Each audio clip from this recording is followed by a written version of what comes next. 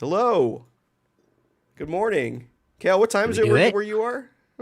What- 3 o'clock. It's a good afternoon if you're not waking up bright and early in the morning like we are. We're the Comics Pals. I'm Tyler, your host this week, as Sean is. Can we say what Sean's doing? Where Does he is does he he? want? I He, don't think. he the thing is he never has, so I don't know. I don't want Oh, to out him for what he's doing, yeah, but Yes. I'm he's too gonna say aloof. that to make it mysterious. Now people want to know, so Mhm. I'll just Mhm. put the pressure on Sean for the next time he's on the show. Sean's doing stuff. What it is, fill in the blanks. Let's just say it might be a little warmer where he is. That's the little hint I'll give you. I'm gonna dock Sean live on the air. He's not watching. Who cares? Yeah, yeah, yeah. But we're here with Kale. Hello.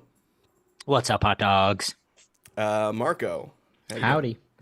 And a new face. A not Sean face. We're here with writer of All Against All, which comes out. Was it next week? Yeah, next week. Um, Alex Paknadel. How you doing? Very well. Thanks for having me, Tyler. Thanks for. I say we're here with, and my cat just jumps on the desk to be like, "Oh, me, it's my turn. It's my cue." All right, That's not your great. time, bud. But yeah, before we get into the interview, we want to talk to Alex about All Against All. But we got to do some house cleaning here with the Patreon. So if you like what we do and you like our show and you want to support it, follow us on subscribe to us on Patreon at patreon.com/the comics pals, where for $5 a month or up you can get newsletters. Sean just put one out. I put out cocktail recipes when I can. Kale does coffee cups and other things, and Marco does 32-page long Ma- diatribes. manga reviews. Yeah, I put out a half a page long cocktail recipe, and Marco does a thesis. So these are the different You things you invent can cocktails? experience on there. Yeah, Um, yeah, he does. Yeah. Wow. I try to He make them did after one. after comic book things too. Like I did like a Gore the God Butcher one with charcoal Yeah. in it. Um, it's an interesting drink. But That's yeah, they're crazy. The fun. She-Hulk They're one was fun. good. That one I tried. That was the gin-based one, right? The She-Hulk one, the Miss Marvel one was gin based. I think the She-Hulk one was a play on a missionary's downfall, which is a tiki drink. Don't get me started, Marco. It's way too early for me Sorry, to sorry, start sorry. thinking about Beer in booze. hand. Yeah, You like exactly. the She-Hulk one didn't have like absinthe. Oh, See, I thought about it. I thought about it, but instead it was lime and mint based. So Right? Yeah. that's No, how I I could see that. that's how I slipped the green in there. I wanted Yeah, it of to be course. a little brighter. Also, I don't like absinthe, so that's on me. But yeah. if you subscribe to our Patreon, you can also get some superpowers here. So I want to go through a list of some of our patrons with Thunderstruck, Rebecca Alejandro, The Night Stalker, Harris Najinski, Brian Demolisher Del Pozo, Random Rocio, Kefis the Incorruptible, The Great Destroyer, Hyper Viper 89, Momentum Mike Elliott, Starcross Catherine Stars, and The Ultimate Fighter Snake of Talons. Thank you guys for supporting the show. And if you want a wonky, weird name like that, subscribe and we'll give it to you live on the air. That came out wrong, but you know what I mean. Great way to start. Guys, where else can you find us? Twitch.tv/the Comics Pals, YouTube.com/the Comics Pals. Look up here. Where's my finger pointing? Other way. Look up there if you want to see where you can follow us. It's the Comics Pals pretty much everywhere. Even though Twitter is a little transitory right now, but we'll see what happens. Well, But we're here for a reason. We wanted to talk, have a little sit down with Alex about All Against All, new Image comic coming out. Issue 1 comes out December 7th. Yeah. I got to read a little. Wednesday. I got to read a little bit early on it. So I have some thoughts here. But yeah, I just wanted to see. Oh, ooh, there it is. thank you. Yeah. See, when Sean's here, he's the one that always brings the physical copies. So like, you got to fill in for him. I appreciate that. He's the one's always showing them off. But yeah, for the listeners and viewers, how would you give? I hate to say elevator pitch. I feel like that's just a cliche at this point, but that's what I'm gonna say. Yeah. Um, I mean the very easily digestible one is basically Tarzan meets the xenomorph from Alien. Hmm. But it's Yeah.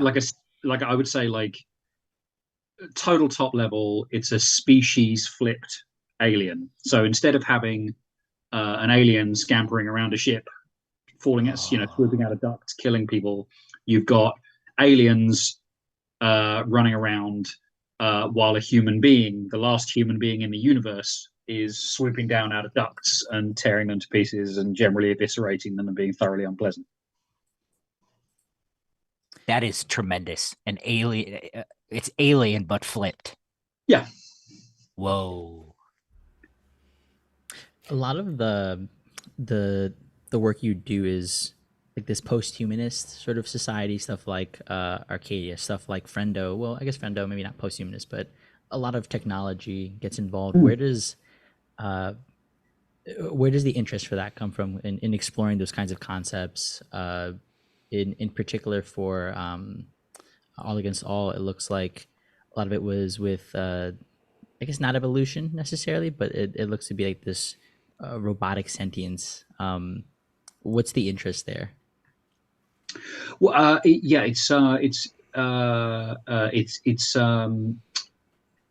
still organic, but the idea in All Against All is that basically you have this alien civilization that have no bodies of their own, right? Or rather, they do, but they're these kind of jellyfish things that are also kind of like biologically immortal, as some jellyfish are. But what they do is, the way they expand, the way they conquer is they take vertebrates as hosts. Basically, they kind of wrap themselves around the brainstem and sort of puppeteer them. But their civilization is now so established and so old that the brutality of their origins is kind of long forgotten. They basically they curate their bodies from other species now, but they shop for them in showrooms. They're all kind of beautiful and pristine, and they all smell like new cars. So they don't really have any kind of conception of the actual, like the sort of the barbarism of their own sort of mode of like conquest, right? But what you have in, what they've done basically is it's thousands of years in the future, and they have found a load of embryos from a dead Earth, basically. And so what they do is they recreate an Earth habitat on this sort of orbiting platform. And, as often happens, they find themselves in a war, and all of a sudden they need stronger, more robust bodies. So what they're doing is they're basically trying to exploit the Earth biome for its kind of genetic riches, so they can build sort of stronger and better bodies for themselves as like sort of exosuits. So, I guess what I had sort of, again, it doesn't map on perfectly, and I would never presume to sort of be able to provide a kind of digest of that in any way. But I guess colonialism was kind of uppermost in my thoughts, right? This idea of, being so divorced from the method of one's own kind of colonial praxis that you no longer think of it as barbaric. It is simply the way, right? That was where I was kind of going with that. And I think in particular, it's interesting when you build out a bit of a nuance with Bate, who has this sort of empathy and who has this moral dilemma in actually proceeding with a lot of the actions, compared to something like General Coven rather, who's just like, we're in it, we're ready to destroy, we're ready to like keep the mandate going. And to your point on, from generations ago to now this point, you have a space to be able to a space to be able to be kind, and I think that's very interesting. But as the series progresses, we're gonna delve into what that kindness entails. Okay. I won't give too much away, but it's an interesting time to be writing this. I think for something like a I did a reread last night of Arcadia, and the fact that it's post-pandemic as well just kind of like hit me very different in this read through, and you explore similar concepts there about like bodies where there's like a class system within it where the more bodies you have, the more I guess wealthy you are, the more access you have to pixels to define your body versus having these amorphous blobs as or these pieces of code to sort of define the body. And that sort of body horror exists here as well. So I think it's a well done method to get across both the brutality, but also speak about that class system and some of that colonialism you've mentioned. No, I appreciate that. Thanks. I mean, Arcadia. I mean, gosh, I mean, it's a 7-year-old book now, which feels bizarre to say, but it's weird, man. I mean, you know, I wrote that book that was all that all kind of arose out of you know, I was working in sort of digital marketing at the sort of start of the 2010s. Oh. And all of the kind of really creepy surveillance tech that everyone was kind of insisting was perfectly pure and benign and wasn't going to hurt anybody and would never be used for nefarious political purposes. All of that was kind of happening around that time. And it was kind of weird to have, you know, not by any means a full brain, certainly still half a brain, but, you know, but to just be sort of looking at my colleagues and just kind of going, yeah, this is going to a really dark place, man. And then, you know, turning that into fiction. I wonder if that's why it speaks to you, Marco. Yeah, I was gonna say I work in digital marketing. I started around that 2015 era, so like I know exactly what you mean. Dude, 2011 was when, you remember, like 2011 was basically when, you know, Facebook had scaled to such an extent that they had to, the way it was kind of described to us was like basically they had to kind of they had to hyper target their algorithm to make the platform small again because it had just got too big. And you know, from that point on, I mean, I remember sort of talking to a colleague about it, and it was about the Amazon recommendation algorithm, and I was kind of going, well, hang on, if this is all kind of interest based, and then everything becomes interest based targeting, then all you're ever doing is like you're just eating your own shit the whole time.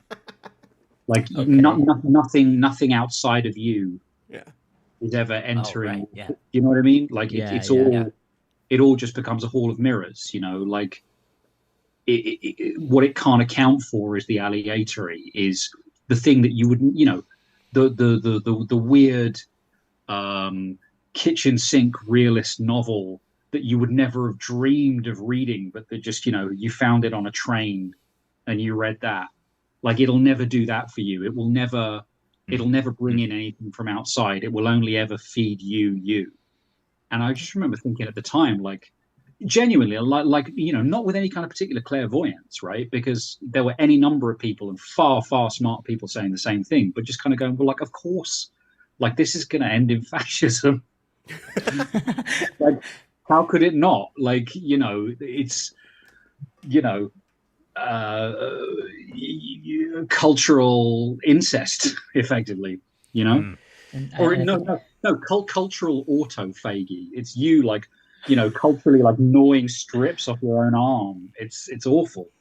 I mean, that feels like the algorithms for social media right now is like, you know, you pertain to the audience, and the amount of information that you consume is siloed into the amount of information that will keep you on the platform because they're trying to keep your attention. And if you're so insofar as you're able to go to another platform, we can keep you with some sort of engaging content that aligns to an interest, that aligns to something that the user is looking for. They just keep getting fed that, and you just get sucked into this vicious cycle of, all right, now I only consume this sort of content. And I think people don't realize how segmented those people are. Like, they don't interact, and so they don't see opposing ideas even. And Friendo, a great example of that sort of stuff, of like social media and like the algorithms involved, which makes a lot more sense now. Now that I know you have that experience in digital marketing, that absolutely makes sense. The algorithm is playing there. Well, it's I mean, Friendo was sorry, I really genuinely didn't mean for this to turn into a career retrospective, and I will. No, I apologize. I'll No, bring no, it no, back. no. Marco's Just keep going. Marco's Yeah. first question was about post-humanism, so we were off the cliff as soon as it started. But yeah, no, I think again with Friendo, it was that kind of I was very interested in that idea of kind of surrogacy, right? So the thing that the thing that these technologies give you are also the things that they take away. So I mean, I remember, I mean, again, I mean, I'm butchering this, so forgive me, but one of the big sort of, one of the sort of post-its that I had kind of, above my desk when I was writing Friendo was, I keep coming back to this sort of almost a sort of anthropological frame, right? Of, realistically, okay, so you have 500 friends. I mean, I know nobody really speaks in these terms anymore, which I think sort of speaks to, we've got a generation now that has kind of grown up with social technology and is maybe a little more wise to it and a little more resistant to it, I would say. I mean, I certainly, I saw like Facebook become like your grandmother's platform. I saw that happen in real time. But certainly, at a certain point, this idea that, okay, so you got how many friends do you have? How many, I influence how many people? And really, there are like archaic brain structures that kind of determine like how many friends you can actually have. And you'll probably find that the number of people that you can actually form an effective bond with probably corresponds to, let's say, a Neolithic village's worth of people. Sure. Odd how we keep coming back to that, given that our brains haven't actually evolved since then. So, really, yeah, like there are 25 people in your life that you like actually are friends with. And I remember just sort of writing Friendo with that in mind, just kind of like, man, yeah, like we had this notion in the 80s that technology was going to be profoundly kind of alienating. And that all we were going to hear was this kind of cold crunch of synthesizers. And I remember Douglas Copeland saying in the 90s, like, no, this technology is not going to be cold and antiseptic. The really terrible thing about it is this technology is going to put an arm around your shoulder and try and console you when your cat dies. That's when it's going to get really scary. And I think, like, to be fair, like, when Friendo came out, I mean, I remember, like, I was already behind the curve. Like, I remember a bunch of people kind of saying to me, like, oh, it's just like an episode of Black Mirror. And I'm like, yeah, okay, fine. But, like, we're all drinking the same cultural groundwater, right? So, or drinking from the same cultural aquifer.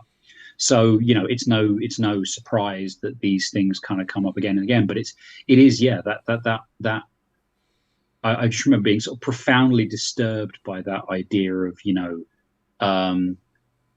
commerce. Yeah, okay, not commerce giving you intimations of intimacy, but like genuinely trying to be your shoulder to cry on as long as you keep buying shit. Yeah, like the way brands play into different events, holidays, the way they banter on the internet now. They're trying to be people, and I think people have forgotten that, to make the separation of, well, just because they're on a social media platform does not inherently mean they are like they're an entity made up of some collection of people who don't have priorities, who don't have an actual mission or end goal beyond a financial incentive, and you're going to attribute like, let's say the grumpy cat dies, like every brand and their mother has to say something about that because it is culturally relevant to the population. And if we're in that conversation, hey, we can feed you something to like come here, like buy our merch for this, or like buy our oh, you're really sad, here's like a box of tissues. Like you insert yourself into the conversation so that you can market to them and get somebody to buy something off of whatever tragedy. But it's crazy when it becomes actually tendentious. I mean, I remember like there was a thing a few months ago that just absolutely blew my mind, which was someone saying without a trace of irony, like, and here's Ben and Jerry's perspective on the Ukraine conflict. And I was like, what the fuck is happening? Yeah. Like, what? I need to know. Rocky Hill Road, I need to know. Like what can I say about it? Okay, to bring it back to All Against All, like Sorry, I know I'm so because sorry. I'm gonna tie this in here. I'm gonna tie this in We here. spun out. All Against All, it is almost like, sure, it's a sci-fi book, and you would expect there to be technology and stuff, but it's a very biological form of technology. Um, Hmm. is that was that a purposeful decision as almost like a rejection of technology and and the way we view it? Um, Ultimately, like I think it was. I'm gonna lay that sure-footedly on Casper's porch. Casper Wingard, Yep, my yep. the co-creator. Um, I mean, I early discussions, I said I quite like this. I said, look, there's going to be this spaceship, and it's kind of like a silent running sort of terrarium, um, and it's going to have all sorts of like Earth habitats, sort of vying for supremacy, and they don't really belong together, and it's all really chaotic and whatnot. But in terms of the design of the ship and and differentiating it, that was all very broad strokes. I said, I think it should be kind of organic, which is the ugliest and dumbest brief I could have possibly given him, because I basically just like curled one out on his desk. um, because like it's the Stan Lee, like, have them fight God. You know what I mean? Like, what a Right. Yeah. like what a mean thing to do to someone. But like that's kind of how I did it, right? So I just said, okay, I think it should be organic. And then Casper kind of went away and created this very textured, um, very kind of Venus. I mean, it reminds me, because the aliens themselves resemble jellyfish, right? So um, everything to me, everything sort of looks like it's sort of technological seashells. And there's definitely, like, there's coral in places, and it's all very marine themed. But also, I guess, the aliens themselves, the exoskeletons that they have are quite sort of chitinous, and I would say, like, crab and lobster like. Yep. So yeah, so there's, like, some crustacean stuff going on, or mollusk stuff, or whatever. But uh, I think, um, overall, uh, I only really sort of painted everything with the very broadest of brushstrokes, and Casper kind of took the ball and ran with it, really, because that's kind of what he does. Is that how you work with artists? You usually kind of give them. Does it depend the artist? Does it depend sort of the story that you're trying to tell, and where you allow, maybe not the creative freedom, but you kind of just allow them to take that direction and run with it. Well, it's odd, because, I mean, obviously, we're very isolated, and it's very interesting, sort of, sometimes seeing how other people write. I mean, I didn't realize until a while ago just what a kind of control freak I am, in the sense that, like, I will put in, if I want a particular camera angle, like, I'll put it in there. If I want a particular effect, I'll put it in there, and um, often, if but what I have to say is, like, I have to do that, so for my purposes, right? I have to do that in order to see it linearly. But if I'm working with someone awesome, which, I'm happy to say has happened to me a few times now, then they invariably will kind of pick up what I've written and just kind of toss out half of it, because they don't want to be micromanaged in that way. And look, I mean, look, and it's fine, it works. And then I go and re-dialogue that, and it all kind of works beautifully. But I mean, Casper's got an absolute, I would say, like, a very he's got a basilisk eye, right? Like, I mean, he really does see things in his head in a way that I don't. There are some writers, I mean, I'm thinking like Ram V, Kieran Gillen, Al Ewing, Kelly Sue DeConnick, who very clearly have a kind of mental hologram of the page in front of them as they're writing, and they're basically just transcribing. I don't have that at all. I don't have a particularly kind of visual imagination. I mean, I get dialogue exchanges that feel naturalistic to me, and I try and sort of build around that. So when I'm working with an artist, what I'm really doing is I'm using a sort of, I'm enough of a student of comics that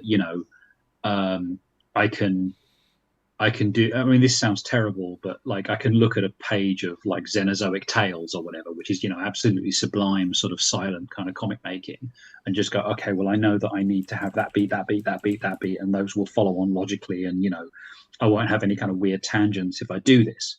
And then I know that if I write it, and obviously, I'm using different props, different characters, and everything. But if I retain that motion and the way that's going to guide the eye, then that at the very least is a sort of good skeletal blueprint which can then be taken and used. But I mean, it took again. I mean, I figured this out the other day.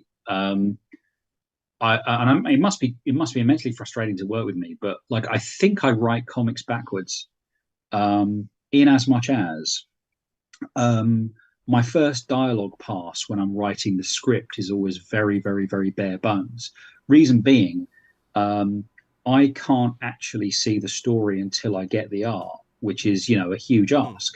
Oh. But so what generally happens is I'll tent peg it. I'll write these detailed panel descriptions and everything, but the dialogue won't be fleshed out at all. And then when I get the art, I can then I have that hologram in front of me that I've needed the whole time, and then I can actually like build the comic. But yeah, I mean, in a weird sense. Pardon me. In a very weird sense, I'm kind of writing comics backwards, So when you write, is it not traditional like panel by panel breakdown? It's much looser than that. No, I do all that, but Gotcha. I will like my lettering pass is almost always a complete soup to nuts rewrite. Okay. Because but it's some it depends who you're working with, but like I did that with Martin Simmons, and he was just like, cool, that's fine. Whereas, Casper and I have to have a bit more kind of conversation about it because, he's very,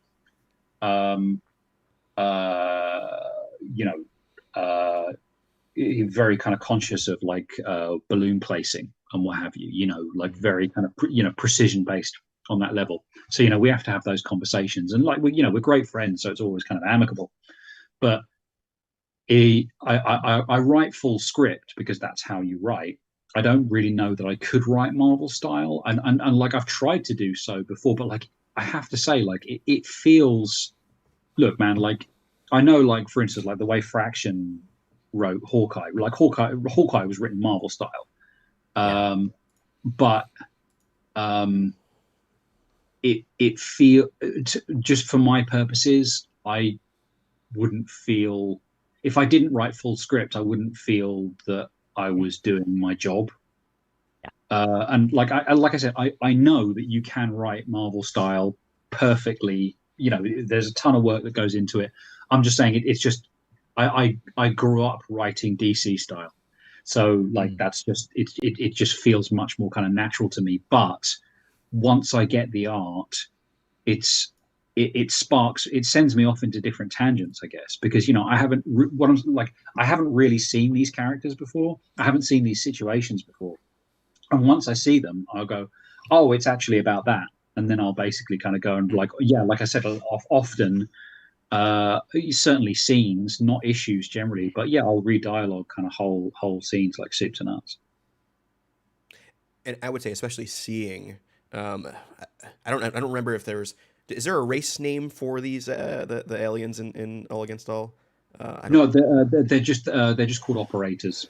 Yeah, but like especially seeing them, I guess for the first time after writing them, that's gotta then dictate where they start going after that. Well, 100%. I mean, because a lot of that. I mean, look, this may or may not be interesting. I'll try and keep it brief, but there was a lot of back and forth between us, right? Because I initially asked Casper for the impossible. Because what I wanted in the first instance was I was saying like, look, let's make them like alien as hell, right? I don't want to do like Na'vi, absolutely no disrespect to like Avatar or anything like that, but like I don't want like dudes with like mouths and eyes, right? Mm-hmm. Because like that's it's this sort of Star Trek thing of like it's a dude with some shit on his face, right? Like I didn't want that. So what's truly alien? Okay, well, like you can say, okay, like the xenomorph, right? Like, okay, there's like a bunch of cockroach stuff in there and like a bunch of like Freudian phallic stuff going on, and yeah, okay, but like it has no readable eyes. It is truly inscrutable. It is truly Lovecraftian and unknowable, right? The Thing, you don't even you never see the Thing. You only see what it's trying to kind of imitate, and the breakdown of that, right? So I was tending more in that direction, but it was really interesting, right? Because you go right back to Scott McCloud, right? He in Understanding Comics, where he says, we're kind of empathy machines, but we're hardwired to empathize with things that have two dots and a line where a mouth should be. And we see it in objects around us, we see it in houses, we see it in the grills of cars. We are absolutely optimally hardwired to empathize with that facial configuration. And so what I'm asking readers to do, or what we're asking readers to do with All Against All, is basically empathize with the aliens over the single human being. The single human being in this is kind of the antagonist.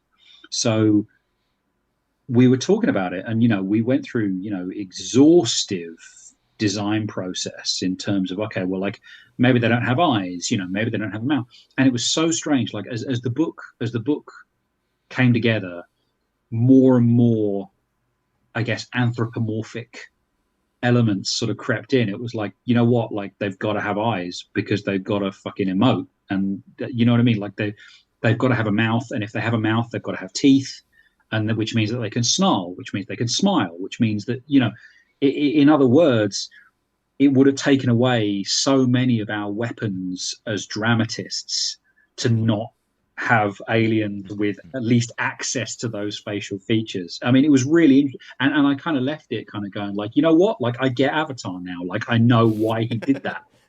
It's because, you're expected to spend 3 hours with these dudes. If they look like slugs, yeah, that's pretty alien, but you ain't going to care. And especially if this is in a way, kind of you mentioned like Alien. It's almost like an inversion of that in a way. Yeah.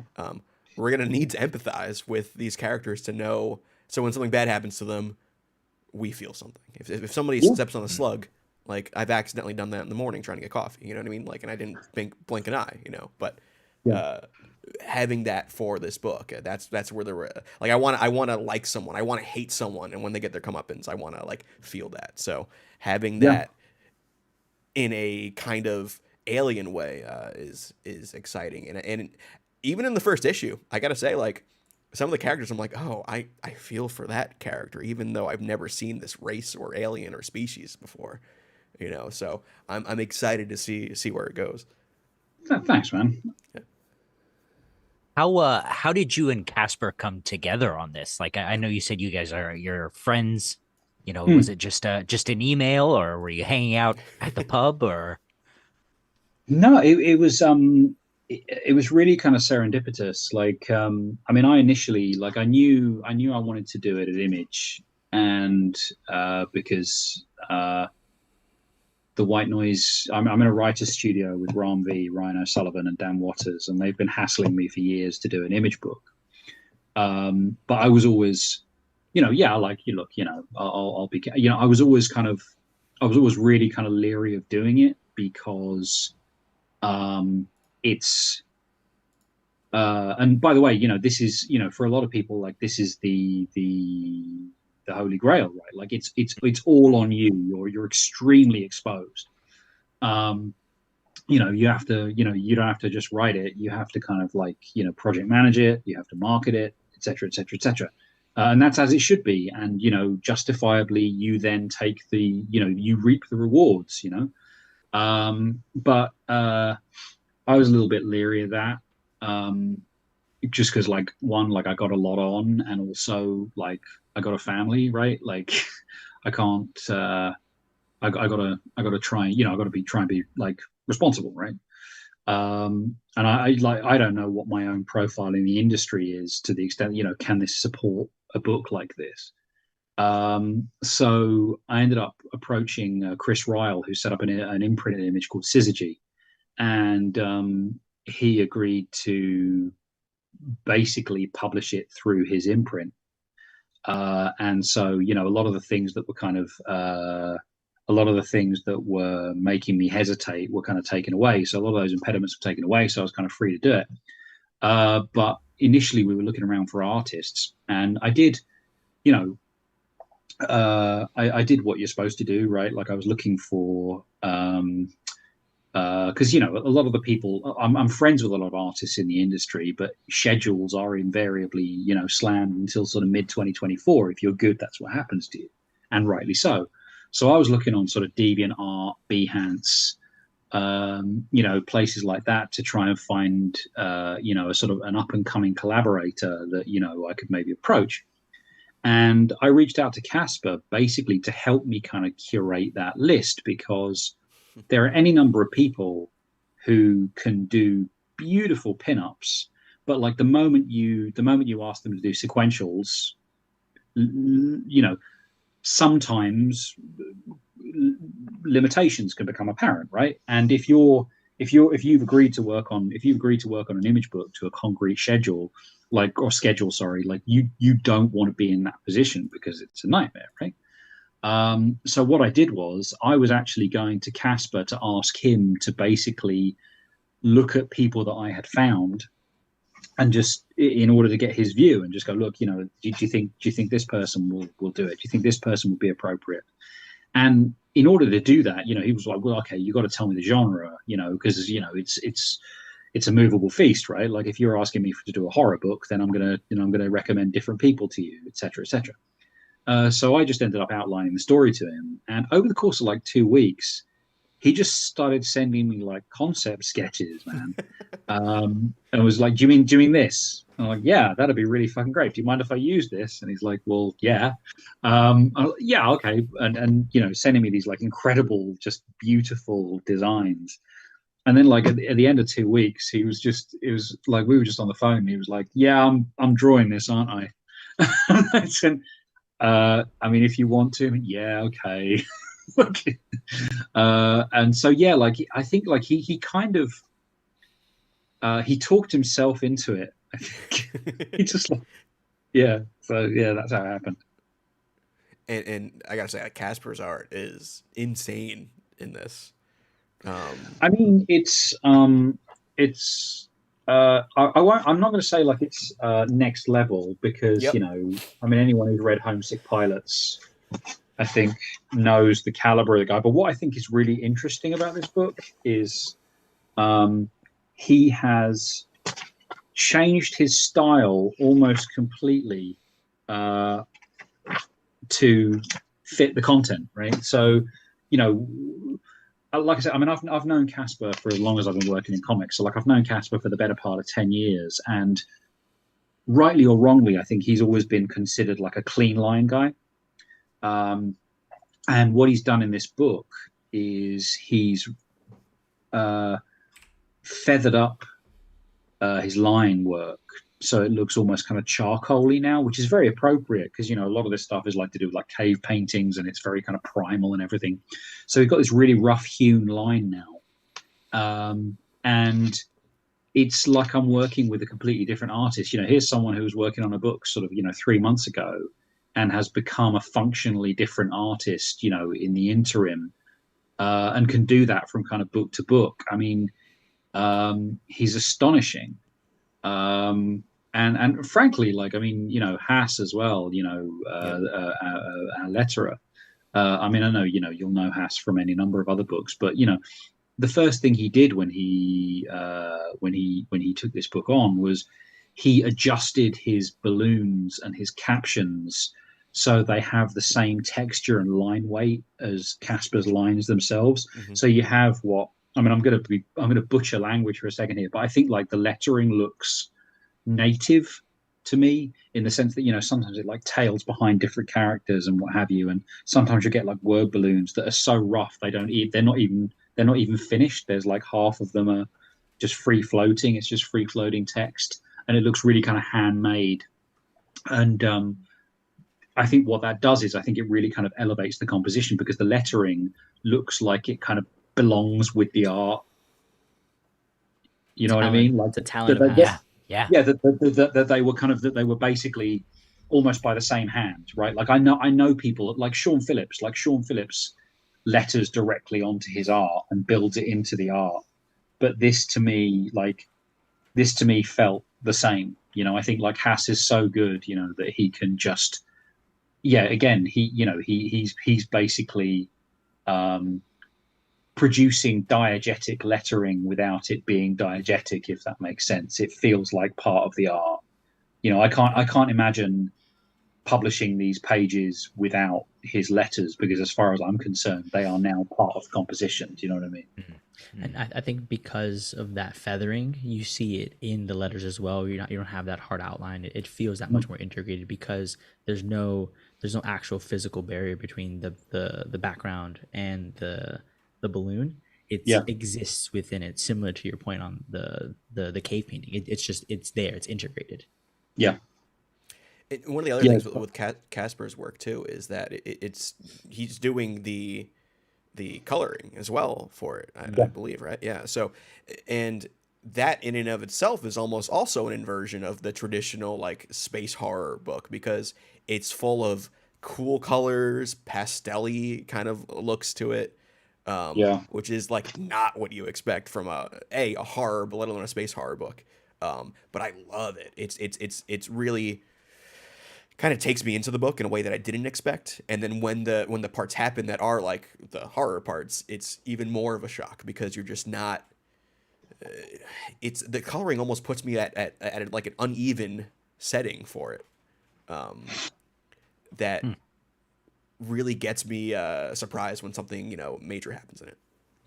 Oh, pardon me. Bless you. Thank you very much. Yeah, no, no. I mean, the coloring, the colors, I think, are very, very interesting, and there is a hard distinction between, the colors in the ship are much more vibrant than they are in the habitat, which is something that we kind of discussed earlier on, because the idea is the habitat's rotting. Sorry. I beg your pardon. Oh, bless you. Thank you. Yeah, here's hope. That's hoping that's not a prelude. But yeah, uh, uh, that the idea that it almost reminds me of, like, you remember how, like, in the Matrix, whenever you're in the Matrix, there's a green filter on the camera, and whenever you're in the real world, there's a blue filter on the camera. Mm-hmm. I mean, Casper's doing something like that with his palettes. I think, between the time that you spend on the ship, which is a much kind of harder edge. There's a lot more kind of purples, a lot more blues. Um, uh, Versus when you're inside the habitat, where everything looks kind of sickly, washed out, wan, that kind of thing. Everything's kind of ashen and dying. The vibrancy gets kind of sucked out a little bit to make that distinction. Yeah, yeah. The we actually, I mean, not to take away from All Against All, but we did have a question in the chat here. Kefis, one of our staunch supporters here in the Twitch chat, actually wanted to bring up your work on at DC with DC. What was his question here? How did Alex get brought into DC versus DC Vampires, and how much fun is it to write? Oh, okay. So early this year, I get a call from my buddy Matt Rosenberg, who I've known for many, many years, basically telling me that that his DC versus Vampires book has been successful enough to warrant its own spin-off. And basically, would I like to kind of, would I like to plot it with him and then, write it based on that plot? And I agreed. And, I wrote a first draft of the first issue that was, I thought, very doom laden, extremely depressing, and kind of, appropriate for the moment we're in. And then Matt gently reminded me that, maybe it should be fun. So I went and rewrote it. and uh, it ended up being really cathartic. Not because like I hate the DC universe. I do not. I love the DC universe, but for the sheer kind of bloody mindedness of being able to go downstairs after a robust night's work and just go, you know what? I just murdered Jimmy Olsen, and I'm not lying. And then like my wife saying to me like, "Why would you murder Jimmy Olsen?" I'm like, because he wears a bow tie. I don't need any reason other than that. Let's just run with that. So yeah, like I don't get me wrong. I worked super hard on it. I hope it was entertaining, but it was ultimately like an exercise in uh, inventive methods of dispatch for your faves. I love how it's just like fuck Jimmy Olsen in particular. Yeah, yeah, Yeah, 100%. I Yep. mean, yeah, I feel like a lot of people do that. It's either there's no middle ground for Jimmy Olsen. It's like, do you love him, or you want to kill him off the first chance you have it ready? But it's funny because in a He's way, too thirsty, man. He's too thirsty. You got to be hungry. Always be hungry. Never be thirsty.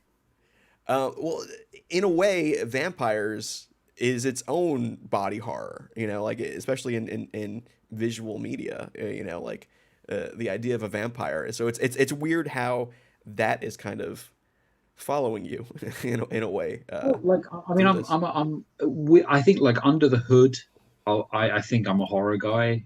Mhm. Um, a lot of the stuff that gets pitched to me these days is horror, which is like fine by me. Um, y- I did like some X-Men Unlimited stuff that Mm. was basically horror. Um, I mean, I would say Red Fork, book I did with TKO, um, is probably the most kind of overt horror I've ever done. It's also, I mean, a lot of people think it's the best thing I've ever done. I say a lot of people, like some people have told me they think it's the best thing I've ever done. Um, and but I think like that all comes back to like I'm a huge horror guy, but I mean it's much more kind of granular than that, really. Like I think I'm not just a horror guy.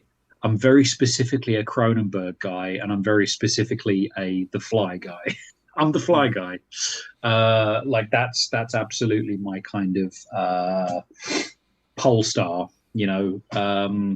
If I write something 10% as affecting as that in my lifetime, I will die very happy. Cool. So, I mean, mentioning horror, I wanted to maybe see what you can say a little bit about Red Goblin coming up in February, I believe, right? From Marvel Yeah. Comics. Yeah. This is with Jen. Let me see if I'm pronouncing this. Jan Balzadua on art as well. Jan Bazaldua. Yeah. Yes, thank you, thank you. Um, yeah. Okay. So So in February, I'm beginning a ongoing Red Goblin series, which has got sort of half a foot in the symbiote side of the Marvel Universe and half a foot in the Spider-Man side of the Marvel Mm, Universe. Um, and it's the reason for that is it's um it's a symbiote book, but it's Normie Osborn. It's the grandson of Norman Osborn, the Green Goblin.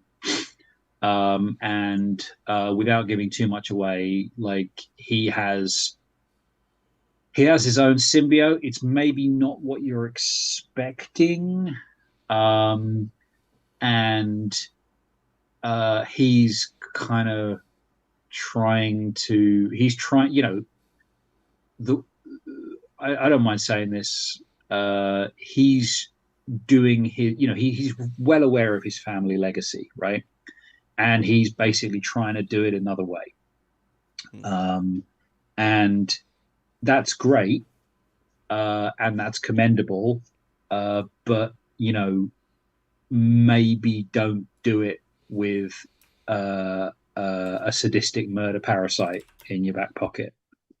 There are like better vehicles to try and be a superhero with, and a lot of the horror comes from that. A lot of the humor comes from that, and not to put too fine a point on it, like I'm trying to pull out. I'm using every trick I have in my arsenal. Like I also want it to be um, moving, frankly. Like, I mean, I went into this, you know, I know like people have strong feelings about Red Goblin, like either way, you know. I think it's a very kind of polarizing character. Yeah. And so what I went into this, the brief that I gave myself was I'm going to do a Red Goblin story that's going to make you cry. So let's see if I can do that.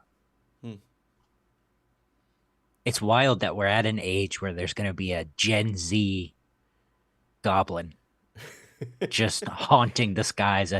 A TikTok kid with a goblin glider. I mean, yeah, except I don't know what any of those things are, so they probably won't be in the book. No. I mean, it's interesting, right? Because you know, there were a lot of discussions about Normie's age, right? Yeah. Because I mean, Marvel time is such a it's such a sliding scale and such a movable feast that you can almost kind of go, well, hang on, okay, if we're going by this, then he's like 5, but it explicitly says over here that he's like in double digits. And I said before I went in, like I said, like I need him in double digits, right? Like I need him in middle school because I'm not good enough to ventriloquize a true child.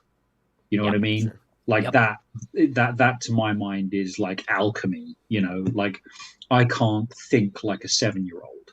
I can think like an 11-year-old because I basically haven't grown up. But like, you know, but that idea that like you're just I wanted to catch him at that kind of Holden, almost like a Holden Caulfield kind of age, like where you're just starting to realize something's wrong. And I thought, okay, like that's the age where I want him, where he's just old enough to know that like his family is completely messed up, and you know, but yet he's still kind of come into this insane, overpowered legacy, and what he does with that. And I think like it's going to be a lot of fun, but like yeah, like I think it's going to be. I don't think it's going to be like you know, I have a bit more humility than that. I hope that it's also like a very kind of rich, like emotional journey as well. Looking forward to it. Thanks. That genuinely, that sounded, you know, radio move on presenter or whatever, but I am genuinely looking forward to it. That's the most excitement you'll get out of Kale. So that I Yeah, felt sorry. it. Yeah. Yeah. We were talking about horror just a second ago. I'm interested to hear your sort of opinion on sort of the boom in horror in comics recently, with stuff like the Silver Coin and James Tynion's Razor Blades and the millions of different horror books. Yeah. What do you feel is like the I don't know, the cause or the why are we so into horror in comics right now? Ultimately, I think it's about control. I mean, I think this speaks to culture more generally. I think horror always seems to undergo a renaissance in sort of times of sort of civil strife and instability, because you're sort of providing people with kind of these bounded universes that have resolutions. But I think they also speak to love, whatever. Like, no, fear is the primal emotion, and I think we are, because I don't think it's just horror. By the way, I don't think it's just horror that's undergoing a renaissance. I think it's specifically folk horror in all sorts of ways, right? But like but what does folk horror always address, right? What are you looking at when you see something like Midsummer or The Mitch. yeah, or Hereditary, or American Werewolf in London, or these are all secrets, suppressed id forcing its way back, and I would certainly contend that socially, economically, culturally, politically, where we are now, the terrifying past that we find ourselves is a result of the, if you like, the suppression of things that we thought we had kind of outgrown, right? And it's interesting, like if you look at something like Dan Harmon's Story Circle, one of the things he says in his sort of introduction is that the way you can sort of divide story, strictly speaking, it's in 8, but if you divide it in half, the first half of a story always takes place in the conscious world. But in order for a protagonist to achieve their goal, they have to descend into their own unconscious, right? They have to descend into the subconscious in order to kind of confront their real need, right? Like their real desire. And that's when they enter the kind of special world, and then they kind of come back out the other side again and sort of return to the conscious world with a prize from the unconscious. But the point that he makes is that, cultures do this, right? Like cultures, if they don't go into the basement, if they don't open the trap door to the basement and kind of sort of let the slimy monsters kind of, crawl around, if they try and suppress them, they have a tendency to sort of erupt violently. And that's kind of where we are, right? Like that's kind of where we are in the West, is that all of these kind of ugly tendencies that we've kind of pretended haven't existed for 75 years are erupting, and it's because we pretended they weren't there, and that, I think, is the sort of sine qua non of folk horror, right? All folk horror sort of revolves around this central idea of like, here's this thing that you thought fucked off like hundreds of years ago, but oh no, it's still there.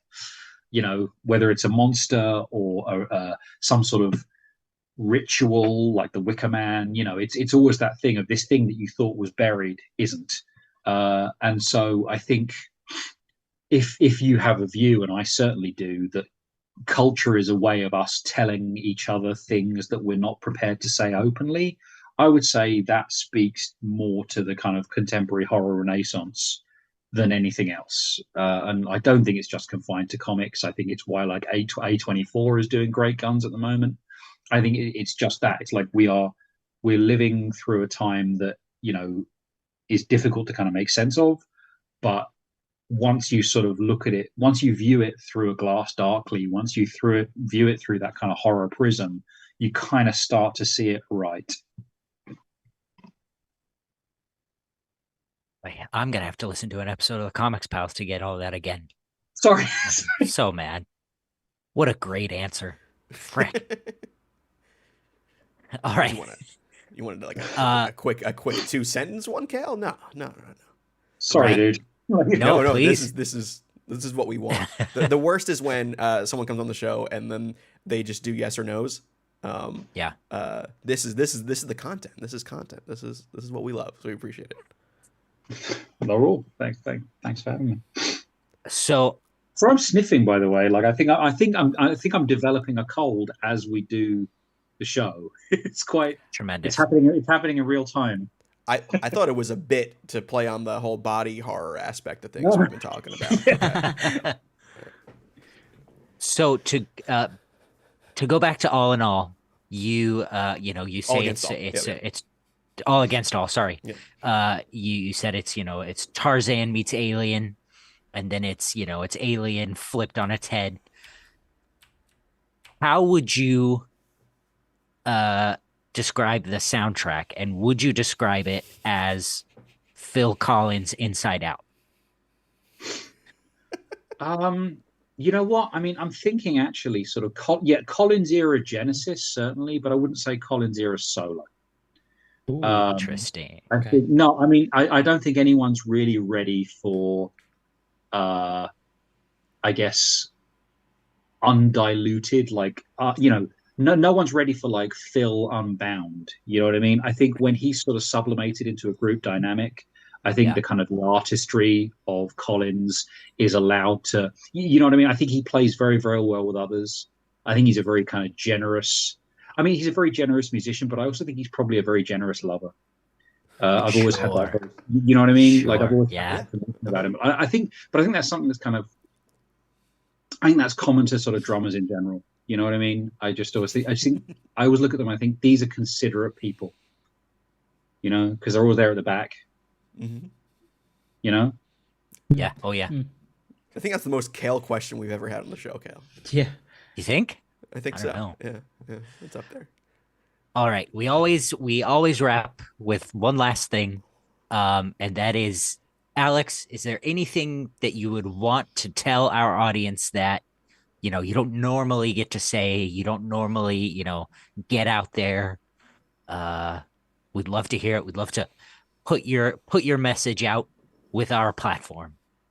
Oh, thanks very much.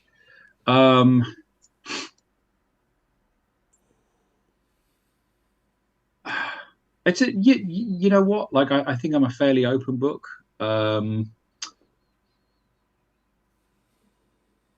feel like I've sort of promoted the hell out of myself, and it would be somewhat like meretricious to kind of use this space to do that again. So I suppose in summary, I'm going to say the thing that I said to you, which is everyone who wants to write, and everyone who wants to write comics, everyone who wants to write movies, whatever, everyone needs to get a copy of Into the Woods by John York. It had an absolutely sort of transformative effect on my storytelling. And I know I'm not alone. Yep. But basically, Change your life. everyone I've recommended this book to, man, they have taken wing. I wouldn't say I kind of abide by all of its lessons, but it really is just the most kind of thoroughgoing and accessible sort of this sort of forensic deconstruction of story. And I think like everyone should read it. And even if you don't write, like it's just great. It's you see how it's not just how stories are put together, but like how narrative is put together. You know, it just you know which in a weird sense is kind of how the world is constructed, right? So yeah, Into the Woods by John York. That is also, I co-endorse that. That is highly recommended. Cool. Well, Alex, thank you for coming on. I think we've already sold a couple people in the Twitch chat at least to pick up this book once it comes out on Wednesday. But yeah, All Against All, Alex Paknadel, Casper Wingard. Am I saying that right? I think so. Yeah, Wingard. Yeah, absolutely. Thanks, Tyler. I appreciate that. Coming out Wednesday, December 7th, in your local comic shop or your digital reader, wherever that may be. Definitely we have a Spawn cover. We have a Spawn cover. Oh, I've seen it. Oh, I didn't put that on the thing, but you have it in hand. Like, it's very exciting. We have a Spawn cover. I promise. Look, it's Spawn. It's Spawn. Nice. Oh, that's awesome. Oof. Spawn in pastel is not something I'd ever thought I'd say, but it's good. It works. The whole Spawn initiative cover, they're doing it at DC too, which is bonkers. It's real cool. It's weird. Like there's bound to be like one store, right? Like there's going to be one store where like you're going to go in, and they're going to put all the Spawn covers out. Cover for like the Spawn variants are going to be kind of and you're just going to get like a wall of Spawn. It's absolutely incredible. In the year 2022, we're going to have a wall of Spawn. Leave it to McFarlane. It's so weird, isn't it, man? Like that book is like low key, like a juggernaut. Yeah. Like I got buddy like Rory McConville's like a good friend of mine. No, but it's like I remember when he got the gig, and I was like, "Oh, you're working on like the biggest book on the planet, basically." And he's kind of like, "Yeah." Could have given me a heads up. So Thanks I for can mentioning speculate. Spawn too. Yeah. That means we can put in a Spawn for SEO now, which really helps us out anytime we mention Spawn. So thank you. I didn't have to put it in anywhere later. So That's where the marketing comes into play, I guess. You didn't even realize you were doing it. So thank you, Alex, though. For pleasure. for viewers and listeners, we're going to go on a quick break, just kind of recap with Alex, and then we'll be back for some of the news this week, including the Guardians of the Galaxy Volume 3 trailer. So if you haven't watched that, watch it while we recap. So, yeah, be back soon, guys.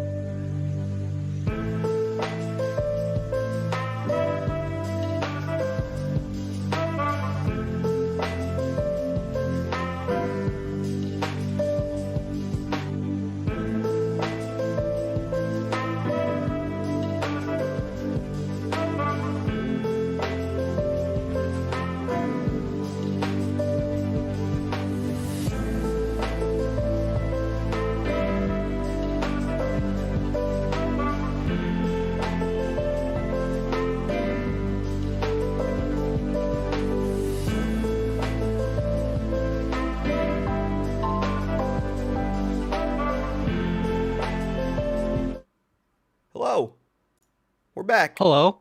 Howdy. Howdy. You're a howdy guy, Marco? I Howdy, am. y'all. I'm a howdy guy because a former coworker was from Texas, not Kale, another Oh. coworker, and Oh. yeah, and he would say y'all, which is why I say y'all now, and he would say Mm. howdy. It got stuck in me. I'm a Y'all use act- guys person. Y'all act like I've never said y'all. You have. Oh, you say y'all. To be. You have. You're a y'all guy. Marco Yeah, just yeah. doesn't look like a howdy fella. Yeah, but then you flew out to New Zealand and shit, so like it didn't stick as much. What does that mean? Flew out to he lived there. Like I've he still wasn't got on the a quick y'all in jaunt. me. Yeah, he wasn't there for a quick jaunt in it's not even down under at that point. It's down to the side. Yeah. I don't know what they call it over there. It's Hobbiton, you know. You don't have Down to in wear the- shoes in there, the- right? That's right. Yeah. Yeah. Tyler. They go everywhere God barefoot. damn it. I almost said backwards. Mm-hmm. Oh, that's Tyler. the toilets. The toilets go backwards there. That's right. And that's true. Because you're in the southern hemisphere. Yeah. Is that true? Yeah. It is true. It is true. I'm gonna take your word for it. I was listening It to a is. podcast the other day, and they were like disputing that. But Absolutely. as someone who lived there, I'm gonna believe you above them. So Yeah. You should. cool. But you know who we also should believe in?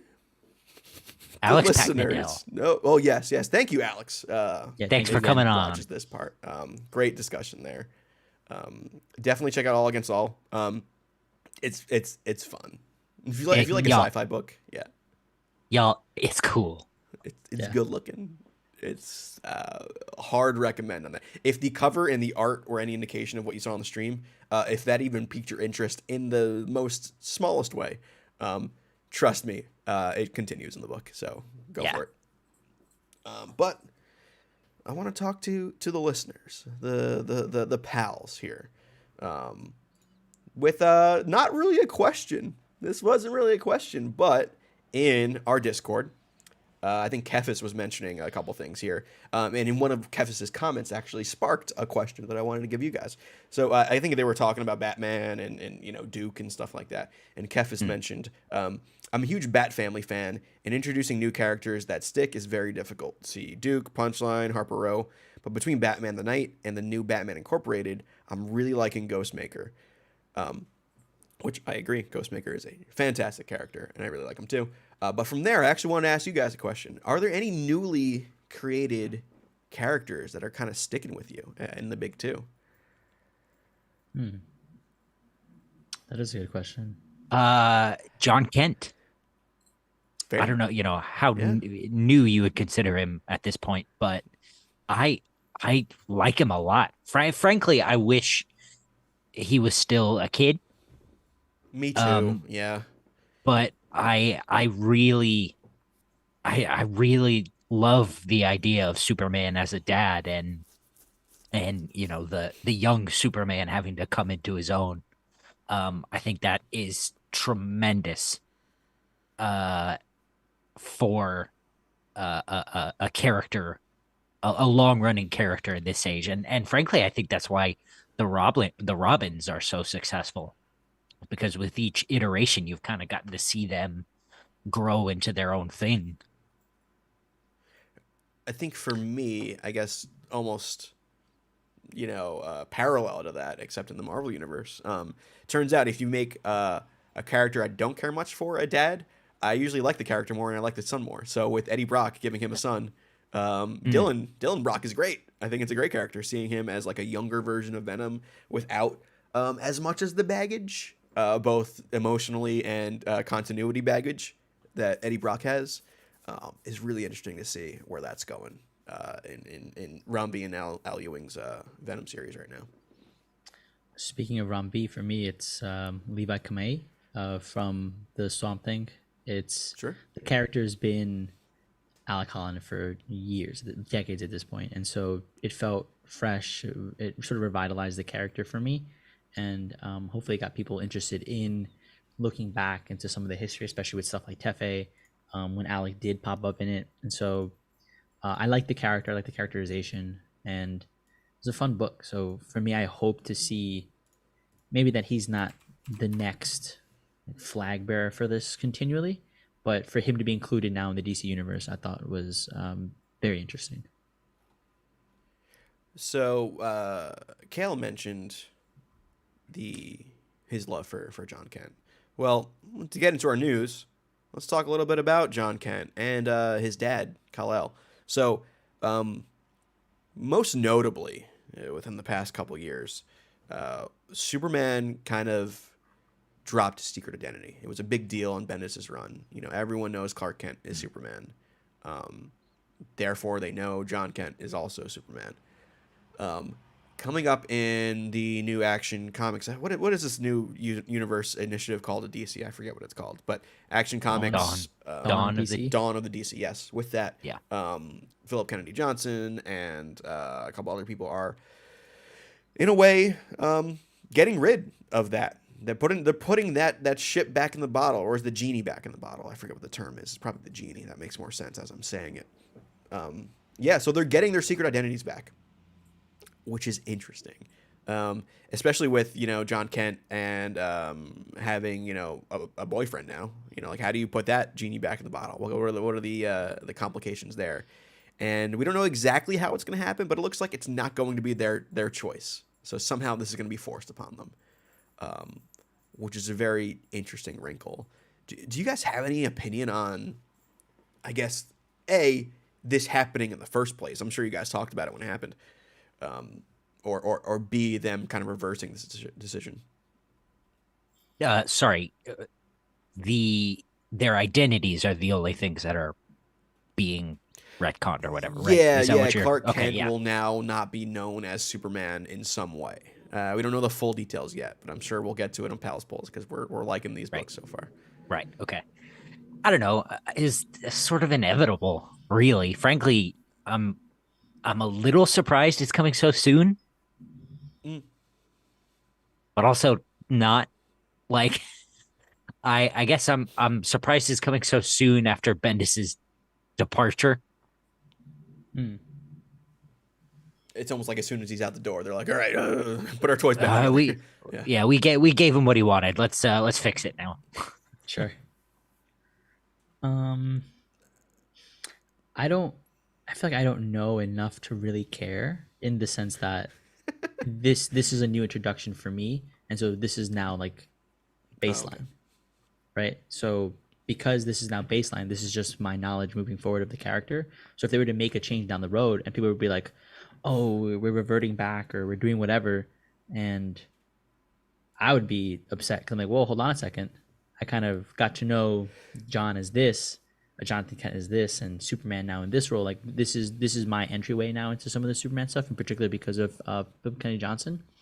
And so I would be maybe not upset, but I'd be hesitant to then follow the series, because I'm like, all right, they're doing some stuff that I'm not familiar with, but everyone else is probably going to be excited for.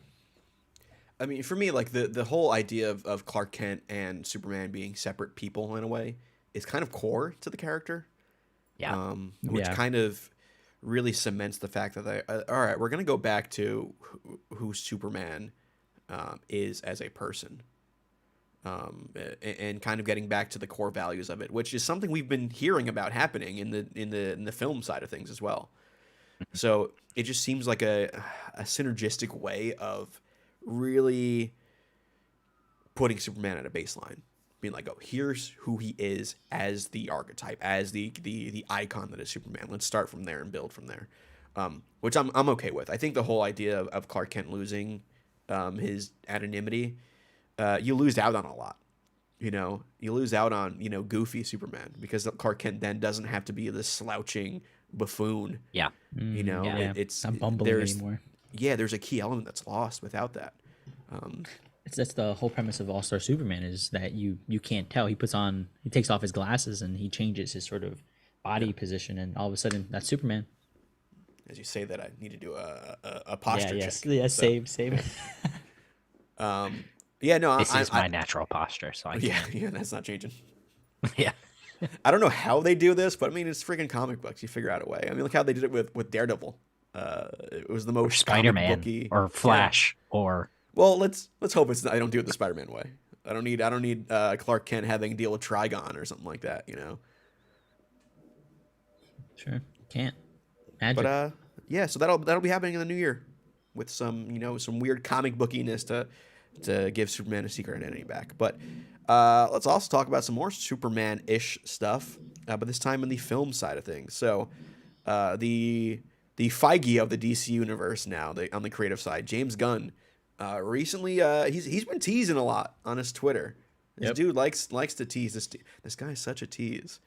Such a But he tease. posted the Alex Ross multi-cover Kingdom Come cover with the caption "Making Plans." So this has led to a lot of people to speculate. All right, does this mean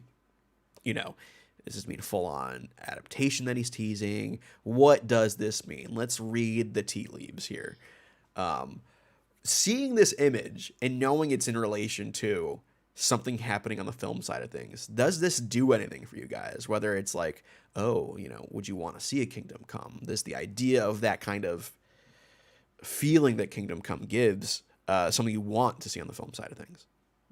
So I immediately thought, well, how does this play into their 10-year plan? Because this is sort of an Elseworlds type story, and Sure. it doesn't fit into it doesn't cleanly fit into the continuity of the era of the time period that it was being published. And so that to me confuses me a little bit, because then we have to consider that if this is going to be an integrated universe, how are we getting here?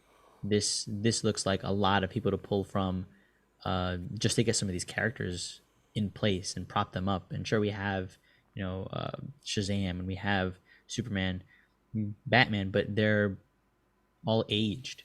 This just feels different.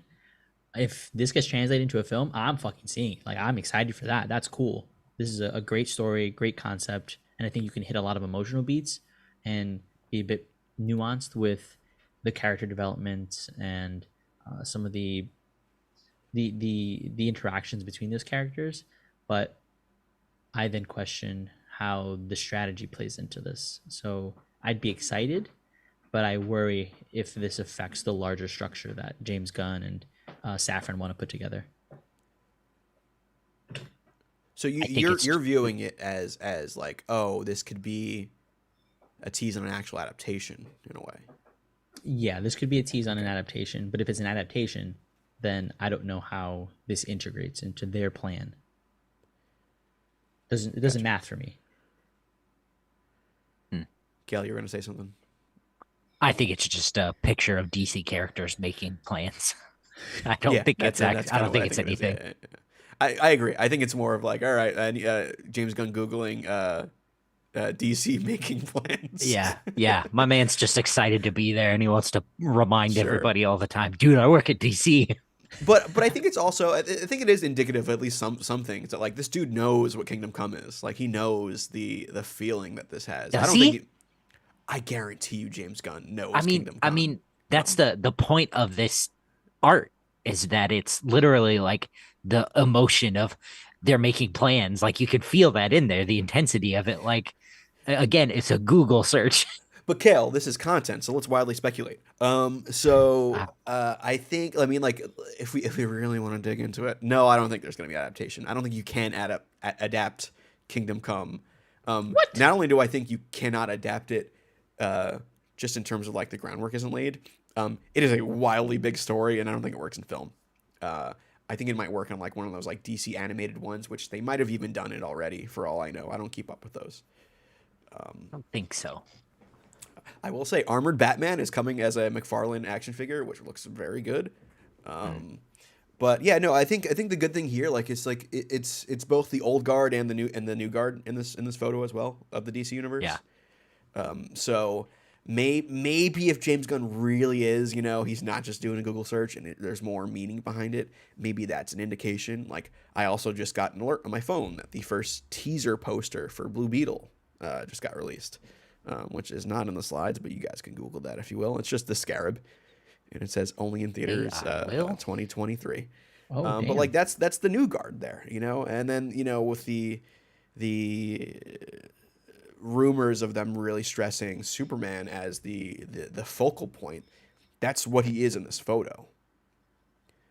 So, or rather, this cover. So I think we could also read into that maybe as, like, oh yeah, we want Superman to kind of be the center of this, which in my opinion is what you need for a good DC film universe, honestly. Like leading with Superman and with I think you that. have to.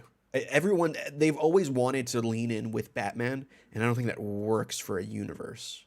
Yeah, yeah. It's too grim dark, especially if they take it that way. And I think one of the things that when we did was it Superman 1070 review or something? Sure, that, numbers don't mean anything to me. yeah. That issue of just this positive feeling coming out of it, of this is a Superman that cares for somebody who's trapped in the car and says, you're doing a great job and I'm here to help, but you're the one that's doing a great job. And that in these dark times, dude.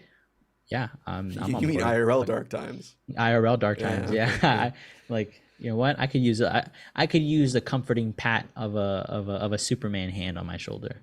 Marco, open your window. Just get some of that vitamin D in. I don't want the seasonal affective disorder to be messing you up. Oh wait, it's shitty outside. Late. There's nothing. Too late.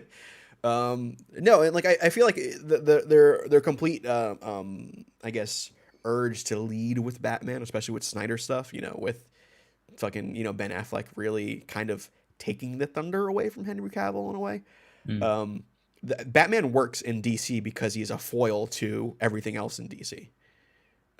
There's a reason why Gotham kind of sits outside of things, and I think they need to realize that Superman is DC and Batman's the foil to that, really, and that's why it works so well, rather than it being Batman that's the center of DC. So, also, like, Superman's one of the most iconic characters in the world throughout, in modern time. So fucking make him that, which is kind of what I hope they do with this.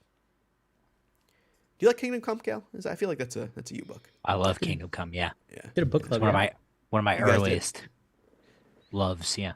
Yeah, I only read it for the long box. I think that was my first time. That was only 3 years ago. Yeah, which is wild. I'm a big Wade, right? That's Mark Wade. Yep. Yep. But yeah. So let's leave DC. You guys cool leaving DC? Quickly, that Blue Beetle poster is pretty cool. Even though they used the font from Guardians of the Galaxy Volume 1 with that the date, the year. Sorry. It's a font. Who cares? It's a good bug. It's a good bug on there. It's a good bug. Good scare. Which if they're doing a teaser poster, that must mean we're probably getting a trailer soon, right? Yeah. Fingers crossed. We'll see. Any other big WB stuff coming out? No, not until Shazam, I think. In whenever they delayed it to. I guarantee we have a trailer by then, especially if this comes out next year. But let's transfer over to the Marvel side of things in something that I wish Sean was here to talk about. Becky Lynch. You guys familiar with Becky Lynch, WWE superstar Becky Lynch?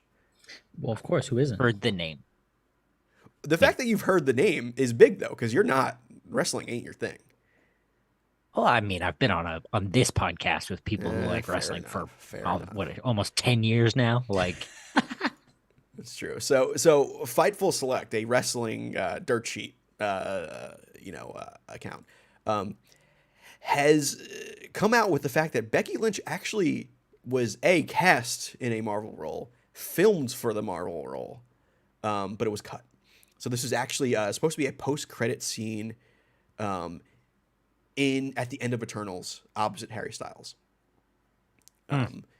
which is pretty interesting. But it was too dark for the film, and they cut it.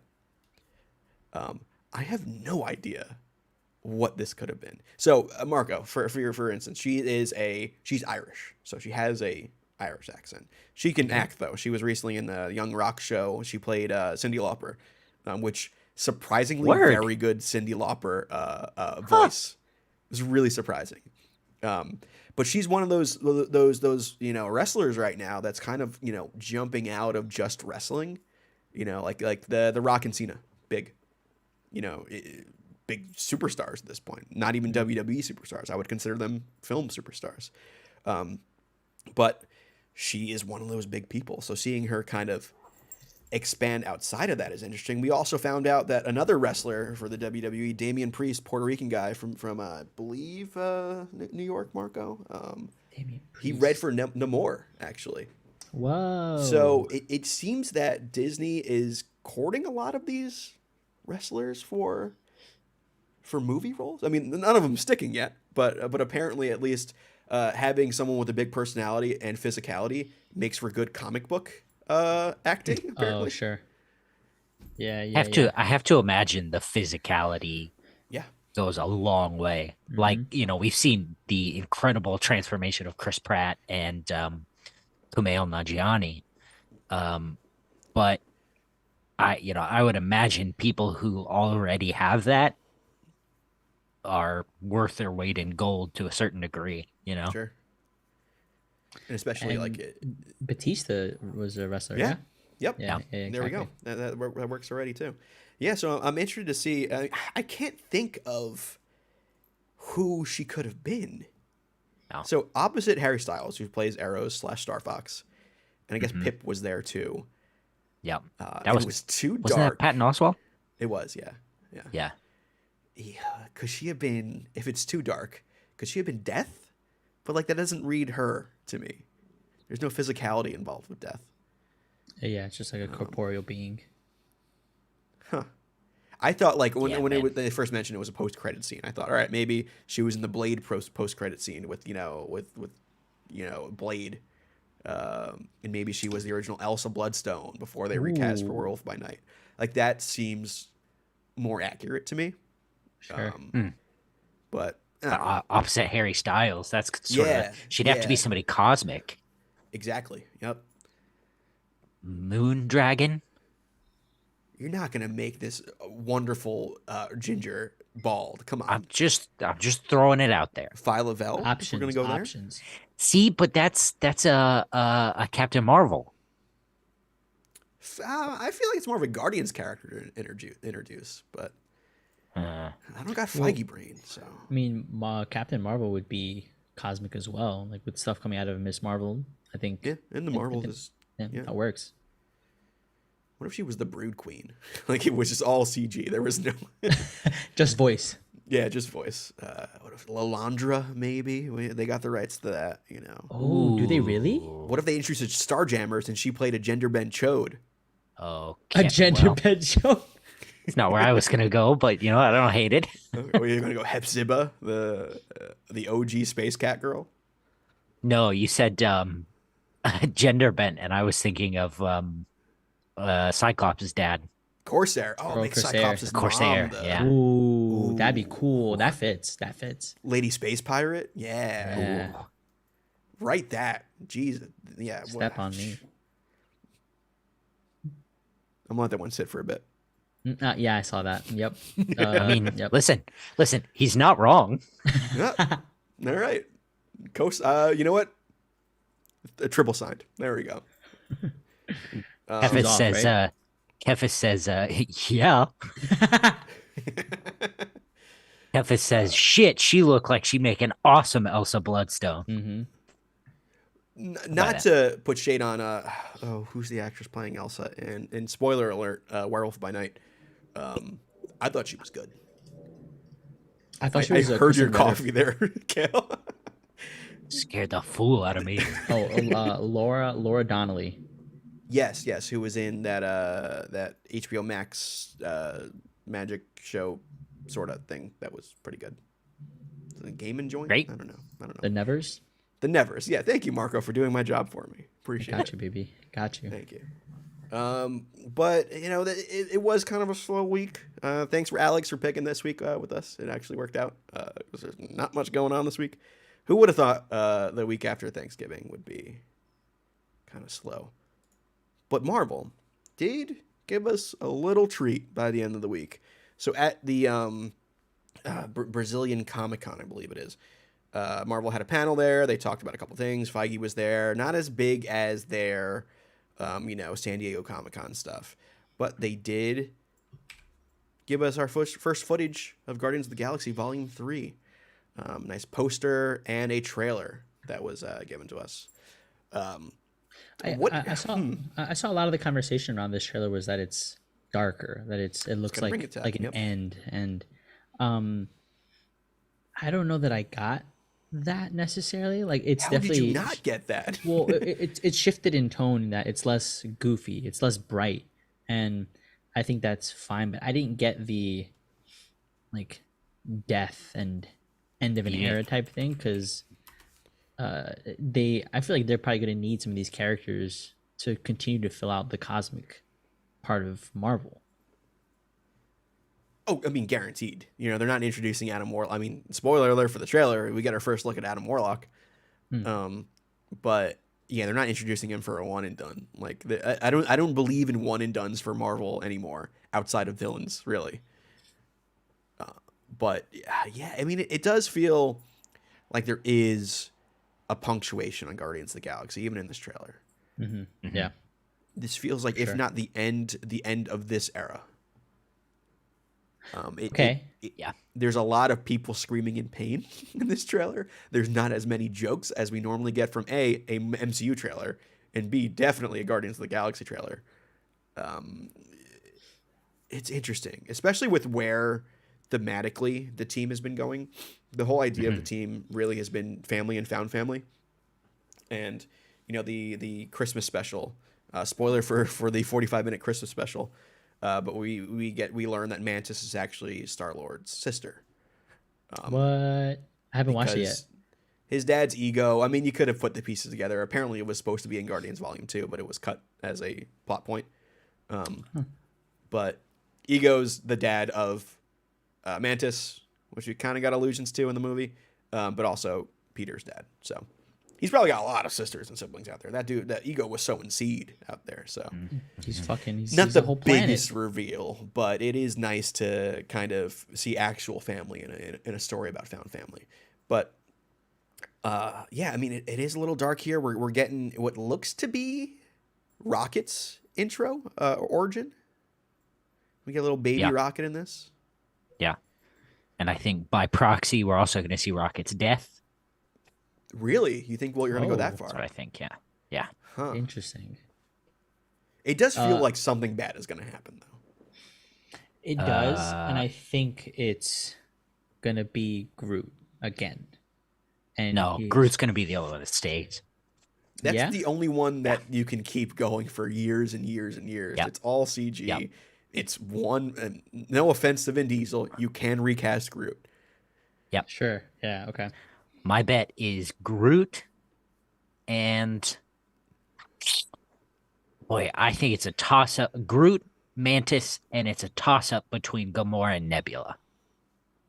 Who are As remaining on the staying? team? Yeah. Oh, we're doing a death pool? Is that what we're doing? Yeah.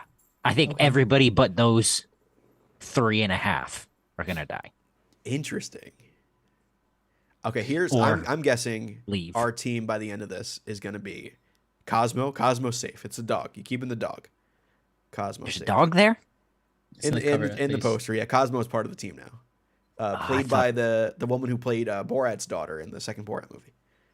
Is Cosmo the interdimensional like swallowing dog or whatever?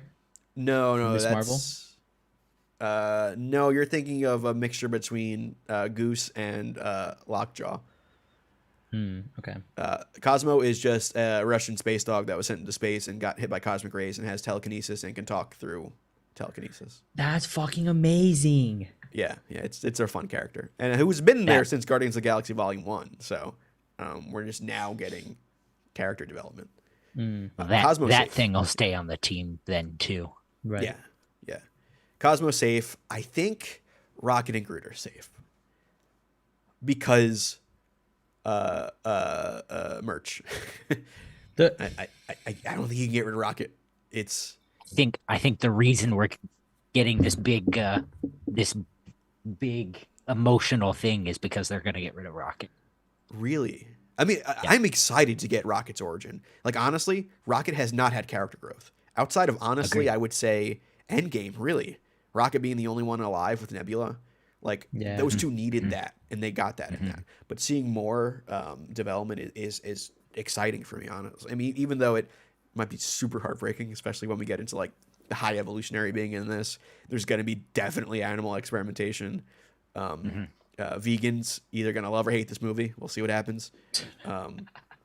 But I personally think Rocket's safe. I think Rocket is being groomed, buzzword, to be the leader of the team going forward, because Star-Lord's out. He's done. Yeah.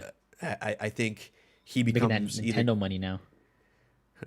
Yahoo! That's my impression of Chris Pratt's Mario. I don't think he gets killed. I think he becomes like a cosmic being. Honestly, he gets the opposite of killed. He gets, brought That's up. basically killed. I Yeah, die and I become a cosmic being. What are you talking about? We all Cosmic are fart. space dust. We're all space dust. Gamora, I think, out. Yeah. I think Drax definitely out, and he's talked about this being his last movie. I hope in a way he's out without being killed. I hope he kind of gets a happy ending. I think Mantis is safe. What's Sean Gunn's character's name? Is he part of this too?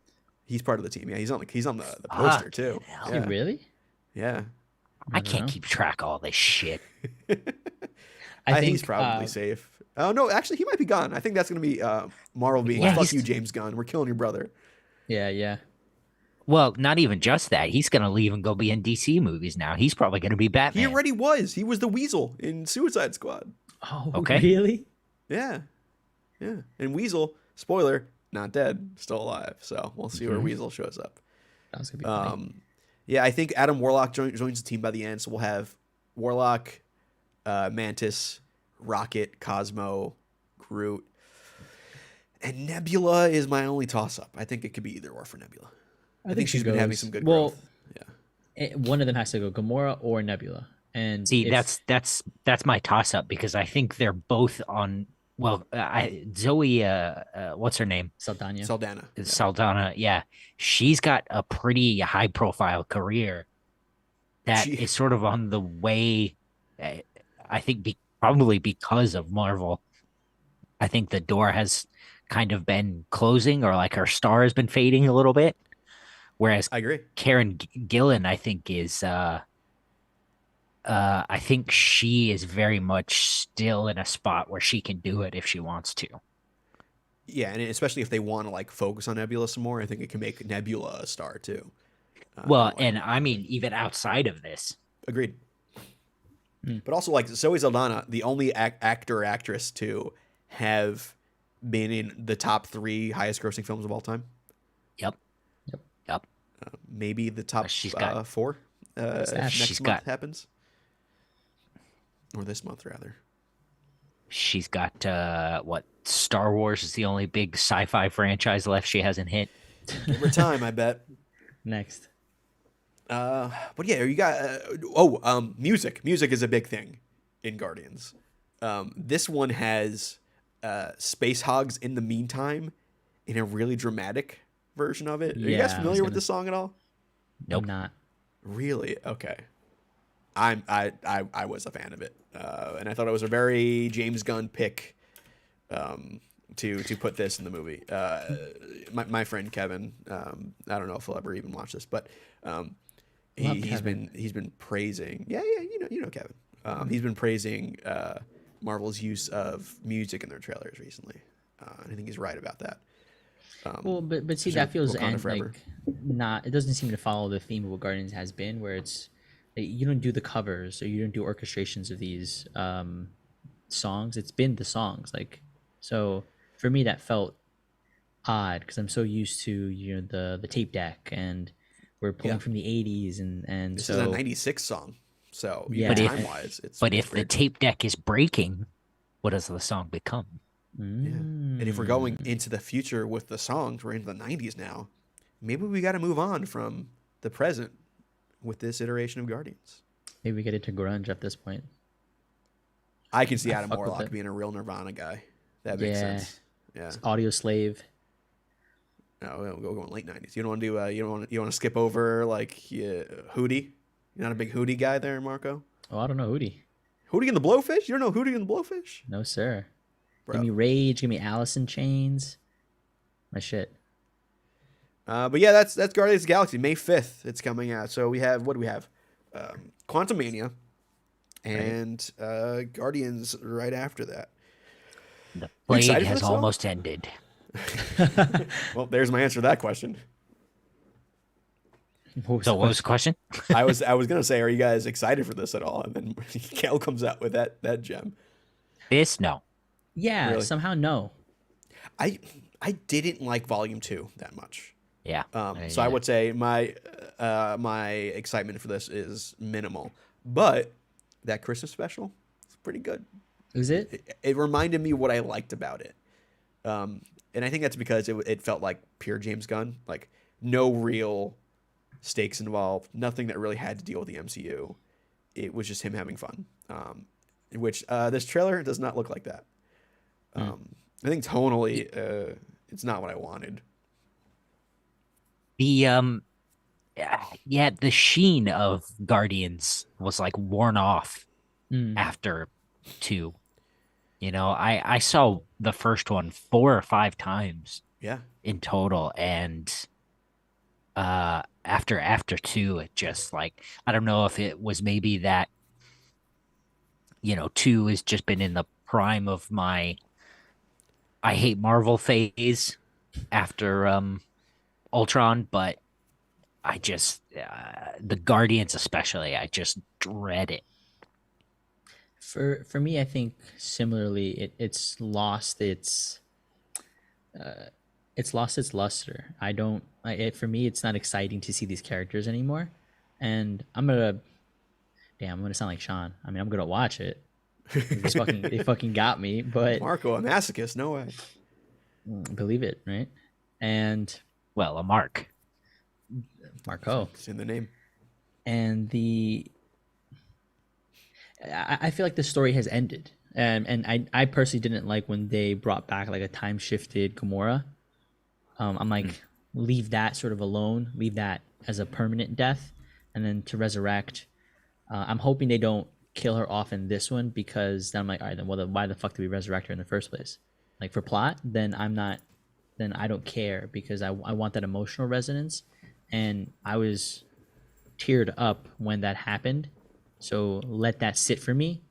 But now she's back, and yeah, she's different, and the love isn't there anymore. So is that going to be an interesting plot point? Hopefully, but I don't care about it because she technically died already. That Gamora stuff never felt like it was James Gunn's idea. That always felt like just like the MCU came for a character and it just happened to be Yeah. Gamora. Just in the terms of like the idea of the whole found family thing and the relationship that was budding between Gamora and Star-Lord, that felt abrupt, and it felt like it cut into James Gunn's story, to be honest. Yep. Which I think derailed it. I think a lot of the non-Guardians stuff that's happened with them has made them not fun, over serious. Like a month ago, I was on the Mission Breakout, which is like the Tower of Terror Guardians of the Galaxy ride. That shit's super fun because it's goofy. It plays in with the music. It's loud. It's bombastic. Guardians has been kind of dreary, you know? And this trailer kind of really cements that for me. Even the song choice and making it not the original song, and making it it was orchestral, right? From what I remember. Yeah, it was. Tonally, it shifts Guardians to something that where I'm like, this is why the comics aren't working, you know? Catherine in the chat says, I also feel like Guardians is so fun and goofy, and Marvel sort of overdid that in other things, so it's not as special, etc. anymore with these characters, which I think that's a good point when you look at Love and Thunder, where that shit was just jokes on jokes on jokes, and we know these guys as jokey characters. Kind of overdid it. It almost seems like the MCU has kind of shifted. Everything non-Guardians has turned into like these goofy Guardians-esque things. Like they're taking cues from that, whereas Guardians then is taking cues from like Thor 2, you know, where it's becoming the opposite of that. Yeah, it's weird. It's a weird inversion that I don't really agree with. But will I see it? Yes. A, because we have a podcast, and B, because I do like the Guardians of the Galaxy as characters. Sure. So there is maybe a morbid curiosity involved. But Kale, you watching this? No, begrudgingly. I'm gonna be sick that day. I'm gonna Uh-huh. retire before I finish. Uh-huh. But Yeah, yeah, probably. that's our show, guys. Thank you for having us. Thank you again to Alex Paknadel for joining us at the beginning of the show. Great Definitely talk. check out All Against All. It comes out this December 7th, this Wednesday. It's a fun book. It's a fun book. It's a little Yeah. the let's just say the cliffhanger at the end of the first issue in the last page isn't the only thing hanging. So that'll be a Hey, little yo. Yeah. teaser for you guys. Maybe we'll do this one on Pals Pals? I mean, yeah, if it comes see. out, yeah, we can then talk about it, fully. Right, Not, We'll see. We'll yeah, see how it is. we're not the ones in charge of that this week. Yeah. And what are you worried about? It's not like you're gonna show up. Wow. Way to burn me for having a work life. Poor work life. Oh, balance. Dude, I saw you on a party oh. bus that day. What was going on? Yeah, it was our holiday party, dude. I was drinking from 9:45 in the morning. Our boss is coming in, so I can't make the show. Dude's He on a did. party bus. Yeah, he did because it was a holiday party. Whole day, dude. I didn't get back home till like 11:30. You look like you're still recovering from it. I think I Also- got fucking sick. I'm dying. Yeah, it sounds like you caught something there. So, Yeah. typical corporate holiday parties being mass spreaders. Well, hate You to know see how it. it Hate is. to see it. But I guess let's do some plugs now. Let's end this shit. You know what? I'm gonna go Marco first. Thank you so much for tuning in to another episode of the Comics Pals. Wow, that caught me off guard too, Kale. I had to struggle to put that one together. That's my place. Ugh. You can follow me at Mr. Marco Enomoto on Instagram and Twitter. Come talk to me about. I'm still on my One Piece binge. I am almost done with Skypiea, and it has been phenomenal. Do you know what? Do you know what chapter that is? I'm watching the anime, so that's Oh, episode 170 something. You're watching it dubbed, right? I am watching it dubbed, yeah. Until we get to the Wait, sub. you and then- are? Because then I gotta pay attention when I have it sometimes running in the background, like for work and stuff. Fair, yeah. So I gotta be able to. so he's to not listen. actually watching it. Right. I can't read my animes and watch my mangas. So You're listening to an anime. yeah, and no, I won't say that. Okay, that's it. Okay, all right. I'm gonna ask that after we go off the air. That's okay. Kale. You'll have to tell me again. You can find me on Twitter and Instagram at Toto in Tow. That's TOTOINTOW. You can find my work at kaleward.com. That's CALEWARD.com. Don't forget to go pick up Kamen Rider Kuga Volume 1. And then go pick up on December 13th. Yeah. Adam the Beginning Volume 2. And be sure to pick it up in physical, or else one of your best friends is gonna give you shit about buying it not in digital. Yep. Do you mean one of your best friends will lose their place as best friends? Yeah. Yeah. Wow. Who took over? I think Sean No got one. bumped up. Whoa. Sean did get bumped up, but not to best friend. Okay. He and I don't know if he and I have, you and I have really strong connection, Yeah. from, I mean, it was sparks the second we met, but It was. You guys You know, kiss instantly or Sean- something? We were like, I remember it was you were. I had just gotten there. I was new, and I sat next to you. We're talking about the and- old place, right? Yeah. Yeah. Okay. And like we struck up conversation. I'm like, this guy looks a little grouchy. I like him. He has his hot takes. I respect it. It's funny because you were saying that you've become a howdy guy, and you'll always be a hi, I'm Marco. Soft spoken? Yeah. Oh yeah. Oh, yeah. Never Wow. didn't used to say a word. Then I got I mean, a podcast. I watched the first episode, yeah. Yeah. It's like I wasn't even there. I'm still playing Pokemon.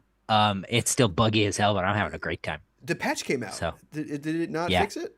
No, Jesus please. Christ, come on, guys. Game Freak, They- what are you doing? They need a lot more work than whatever they put out.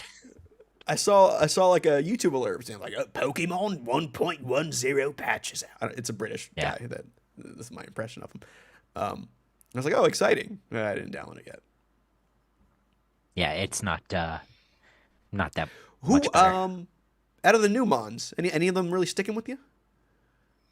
And why is it Flamigo? Ooh. I no. I just evolved Wiglet into Wug Trio, Which and he is a little problematic based on some slang that is in the U.S. for white people. That never mind. It's using the same. It's Game Freak. Come on. Is this not the same as Diglett? Yeah. No, it's no. Wiglet. Oh, the Pokédex says it was once thought it was a regional variant of Diglett, but now it's not. Oh, interesting. I mean, it is obviously, but it's not. Sure. Other than that, I'm using that to procrastinate from all the writing I have to be doing. So Homework. Nice. Yeah. Nice. Speaking of procrastination, I have been playing a lot of World of Warcraft. So if you guys play that at all, talk to me about that. I got my second level 70 last night. It's good to do. I bet But yeah, that's you a get- thing. Dude, it's so fun. They made like the most monotonous things in the game, which were travel, like flying around, which used to be just like, all right, you get to move a little faster. Now just move a little faster places. And professions, which is like, all right, you click a button, you make a thing. They actually gamified both of those things that are like core to the gameplay, and it works really well. So it was kind of cool to see them rejuvenate some of like the baseline things that have been there for nearly 20 years now. Like that's how old the game is. This So- is fucking adorable. What the hell is this thing? Panda mouse and Oh, mouse. yeah. Mousehold, yeah. You What, can get you can get a 3 family one too. It's a 1 in 25 chance. Yeah. Did they bring back the like contests? No, There's something. Yeah, I'm not that far in, but there is something. Because that was always my favorite. Like this would be immediately in the cute category. Tyler, what about where people can find the show? they can find the show at the Comics Pals on Twitter, on Instagram, on YouTube, on TikTok, on Twitch, and then patreon.com/the Comics Pals if you want to support us and get a cool little superhero power, supervillain power. You don't get to pick what the power is. You also don't get to pick if we That's decide true. if you're a villain or a hero. So Yep. there's a bit of it's like those mystery bags people always like to get at those conventions, those boxes. You don't know what you're gonna get. Back in my day, we used to call them Wonder Balls. You know, which little chocolate Back ball in with my- the candy Oh in yeah. it. Loot Oh, I crates wonder now. what's in a Wonder Ball. Thank you, Cal. There we go. I used to love those things, even though it was like chocolate and then like sour candy inside the chocolate. Yeah. Palate wise, did not work. Nope. Kind of gross. Did you guys ever have the Kinder eggs? Kinder? Illegal, and the real Kinder eggs are illegal in the U.S. They are. Yep. Yeah. I would choke on it. Yeah, Tyler was definitely that kid. Yep. Oh yeah. Oof, yep. But that's the show, guys. Let's get out of here. Kale, finish it. Do your thing. See you next week. Okay. I'll allow it. Bye, guys. You didn't set me up at all. Yeah. No, Just like I'm do it. on your toes. Do it. Do it. Execute order See you next 66. week.